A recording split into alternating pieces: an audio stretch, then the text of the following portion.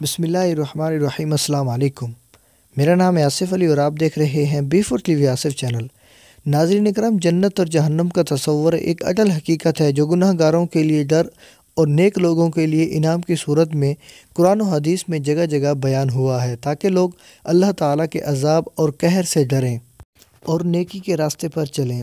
نیکوکاروں کے لیے قرآن پاک میں جگہ جگہ جنت کی نوید سنائی گئی ہے، اور وہ لوگ جو اللہ کے احکام کی روح گردانی کرتے ہیں ان لوگوں کے لیے جہنم کا وعدہ کیا گیا ہے، اور بے شک جہنم بہت بری جگہ ہے۔ دوستو، ویڈیو شروع کرنے سے پہلے میں ان تمام نئے آنے والے ساتھیوں سے گزارش کروں گا ویڈیو کو لائک کر کے چینل کو بھی سبسکرائب کر دینا۔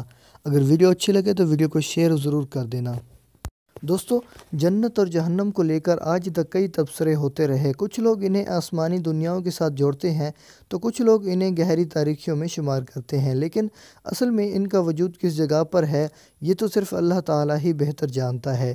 ہاں، جنت کے حوالے سے تو اکثر یہی کہا جاتا ہے کہ یہ عرش کی بلندیوں میں واقع ہے، اور قرآن مجید فرقان حمید میں اس کا ذکر لفظ علیین سے کیا گیا ہے، جبکہ دوزخ کو سجین کہا گیا ہے، اور یہ بتایا گیا ہے کہ اس کا وجود زمین پر ہے، اور اب یہ زمین پر کس جگہ پر ہے اس کا تذکرہ کہیں پر نہیں ہوا۔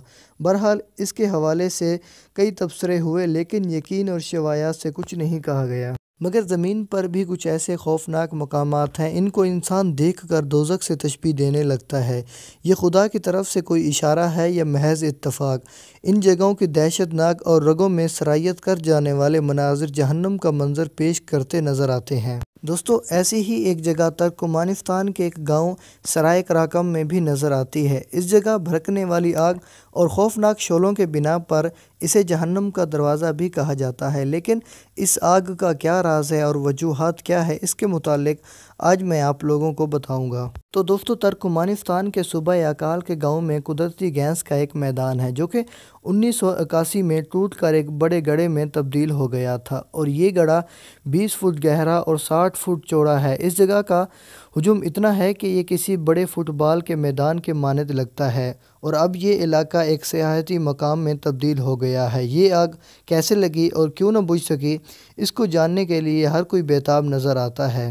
یہ دراصل 1981 میں جب ترکمانستان سوویت یونین کا حصہ تھا تو اس وقت یہاں سروے کے بعد تیل اور گیس کے قدرتی انکشاف ہوا تھا، جس کے بعد سوویت یونین نے اس جگہ ڈرلنگ کا کام کرنا شروع کیا۔ ان لوگوں نے جب اس جگہ کو کھودنا شروع کیا تو اس جگہ سے بھاری اماؤنٹ میں میتھین گیس کے ذخائر نکلے، اور یہ گیس اتنی خطرناک تھی کہ آس پاس کی آبادی کو متاثر ہونے کا خدشہ تھا۔ ماہرین کے طویل مشاورت کے بعد اس جگہ آگ جلانے کا حکم دیا گیا تاکہ اس گیس کے اثرات کم سے کم ہو سکیں، لیکن یہ آگ اس قدر زور پکڑ گئی کہ کئی دن گزر جانے کے بعد بھی نہ بجھ سکی، اور آج تک اسی طرح ہی لگی ہوئی ہے۔ ناظرین کرام، یہ دراصل آگ زیر زمین سے نکلنے والے گیس کے کثرت کے باعث لگی تھی، لیکن اسے قدرت کی خداوندی کا راز کہیں یا عبرت کا نشان۔ یہ آگ نہ آج تک بجھی اور نہ ہی آج تک اس میں کوئی کمی آئی ہے۔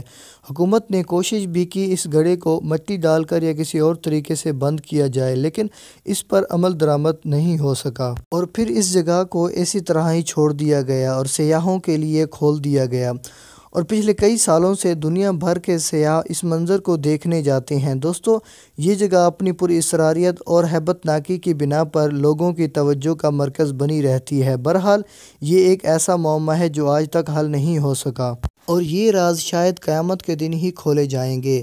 اللہ سے دعا ہے وہ ہمیں اپنے عذاب سے پناہ عطا فرمائے، اور یہ مناظر اگر سچ میں عبرت کا نشان ہے تو اللہ ہمارے ان گناہوں کو معاف فرمائے جو زمین پر جا بجا ہمیں اس منظر کی صورت میں نظر آتے ہیں۔